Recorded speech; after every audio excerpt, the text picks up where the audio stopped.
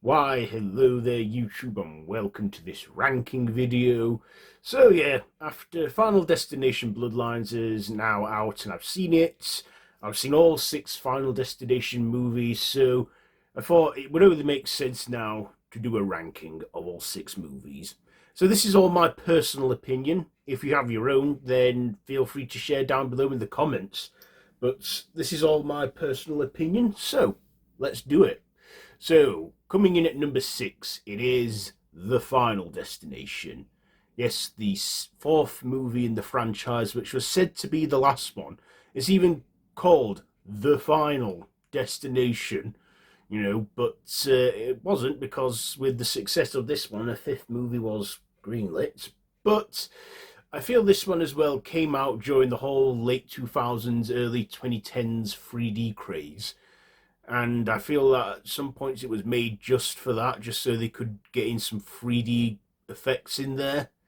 I mean, the premise is good, with it being a car crash this time at a racetrack and stuff, and does have some wacky deaths in there.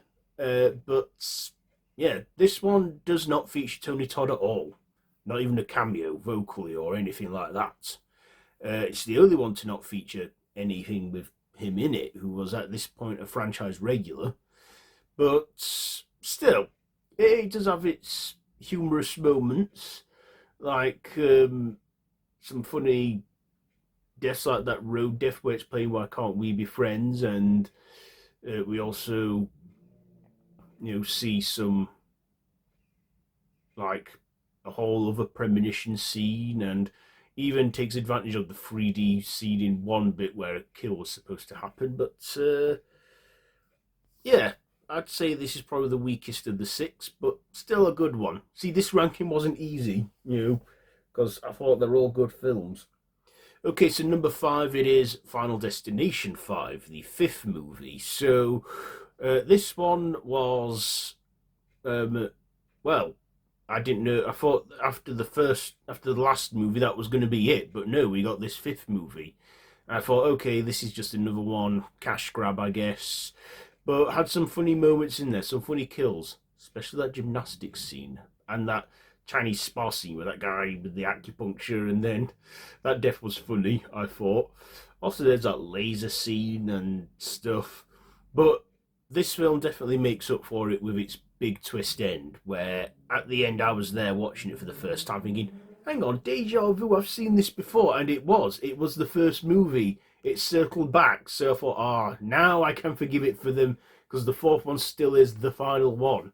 And yeah, we even see the return of Tony Todd as William Bloodworth as a coroner this time. Also, there are clues as well to it being set in before the first movie, because first of all, they don't mention or reference the other movies, and also there's license plating on the cars which are outdated.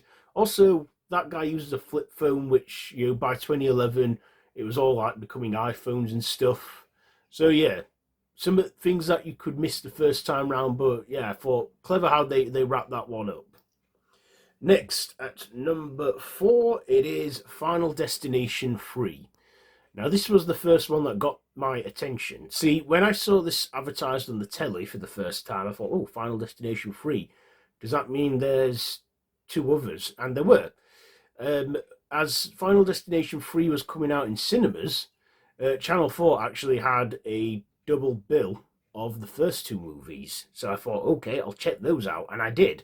And then I saw this one because I was just about old enough at the time to see it. I was 15, and this film was a 15, so I saw it, and yeah, still didn't put me off from going on roller coasters, because I don't like roller coaster rides anyway. They're a bit rough for me.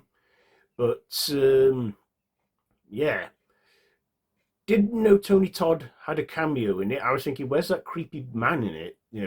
Bloodworth. But Tony Todd does have a vocal cameo at the beginning as the roller coaster ride mascot, that big devil. So yeah, knowing that now, it's nice to know he still had a small part in it. I also feel this was another, like, a where it was like going for a whole standalone story as well, and would only mention the first two. Also, it brought my attention to Mary Elizabeth Winstead, because after this film, I sort of noticed her in a lot more things. Um, but yeah, Final Destination 3 was a good one. Has funny moments, like the gym scene when that footballer guy thinks he's dodged a bullet but realises too little too late that those swords fell to set his death in motion. Okay, top three. And at number three, it is the most recent entry, Final Destination Bloodline. This one was one I didn't know we needed. I like how they changed the formula up with the premonition, with it being, our main protagonist's grandmother, and she had the premonition and held death off for all those years. I also like how it neatly ties up all these other movies, because I theorized that if this is so, Iris saving all those lives from that disaster, what if all those people we've seen throughout the other movies were all children and grandchildren of those people, and they were never meant to exist? And I think it does heavily implies that. And I think it's that is so, because they all started dying, and then all their families started dying, and how it took death all that long to get to them. We also finally get our answers on William Bloodworth, who he is. And he is, because for years I theorized, people have theorized, is he deaf? Me, I theorized, is he someone that cheated death a long time ago and he's hiding from death by hiding around the dead himself, working in that profession? I was half right, because it turns out he should have died at that Skyview disaster as a kid and was the last one to die at that incident. But because Iris stopped that, and everyone that survived had families and what have you, it took him a while to get to him. But yeah, Bloodworth was at the very bottom of that list, and we find out that he is now dying. And that final scene of Todd's character, I feel that Tony Todd, he genuinely broke the fourth wall and made that heartfelt speech to say goodbye, because at that time he was really ill and dying of cancer, and that was just a sweet moment that really just hit me right there, So he was saying goodbye and thank you, and I want to just say to him, no, Tony, thank you. But yeah, I did enjoy this one. So number two, it is Final Destination, the first movie where it all started. Now I bet you're thinking, oh, this is number two. Well, I enjoyed this one a lot. This was originally pitched as an X-Files episode, and this didn't put me off from going on aeroplanes. No, it didn't. I still fly on planes, and I'm not bothered about them now, because I feel that I'm, like I say, how all the deaths are displayed in these movies. Yeah, any of those could happen. It's a dangerous world out there. We just got to, keep our guard up. But I thought this was a good start for the franchise, and I liked, how sort of original it was, because I'd not seen anything like this. Also, we never see Death in these movies. We never see him, but we always know he's there. I like to think he's there in the background, pointing things out, going, "You go die." Yeah, I also was surprised to see Steven Stifler in this, Sean William Scott, and also Ali Larter as well, who I recognised from Heroes. Well, I saw this before I watched Heroes, because Heroes came out in 2007, and I saw this in 2006 for the first time, but I've seen it many times now.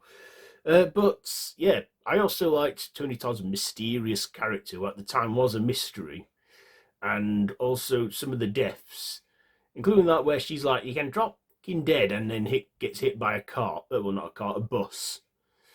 Yeah, and how you can only hold death off for so long. So next, number one, my top pick is Final Destination 2. One of these rare sequels that are slightly better than the original, in my opinion. This one is on the pile-up accident on the freeway where Kimberly has her premonition. Also, we get closure on her, like what happened with her. Turns out when she flatlined, she did break the cycle and is still alive at the events of Bloodlines. There was a deleted scene where it referenced her character and the other guy in it, the cop, that their characters died. But because that was a deleted scene, it was not canonized, so we didn't see that. So yeah, she's still alive out there, and she seems to be the only one who survived the franchise. And that other guy, I can't remember his name now, but this one for me has the funniest deaths. Some of the deaths in it are funny, like the fire escape scene where that guy slips on his spaghetti, and I'm like, get out of the bloody way then, and he gets impaled by the escape ladder. I'm thinking he had plenty of time to move. And then when that kid chases off those pigeons and that big pane of glass lands on him, I'm like laughing, thinking, now that was his own bloody fault. Even though in the script he was originally written as a smaller kid, but they hadn't the guts to do that, so they made him older a bit, but didn't change the script on how his demise is made. But yeah, I just remember having a blast with this one. We see the return of Tony Todd again as Bloodworth, and even Ali Larter returns as her character Claire, but she doesn't survive this time, but she stays smart by surviving in a psych ward. Our protagonist as well from the first movie, Alex, is killed in between movies, but that's because the actor had other commitments and couldn't join this one. But still, yeah, Final Destination 2 I think is my top one in this series. But they're all great films. Like I said, this wasn't easy ranking them all, but I did it in the end. So, yeah, that's my ranking. How would you rank all these 6 movies? Let me know down below in the comments. If you like this video, be sure to give it a big thumbs up, share with your friends, and feel free to subscribe to the channel if you haven't already, and hit that notification bell. I've been Random Russ, and this has been a ranking of the Final Destination movies. So, until next time, don't have nightmares.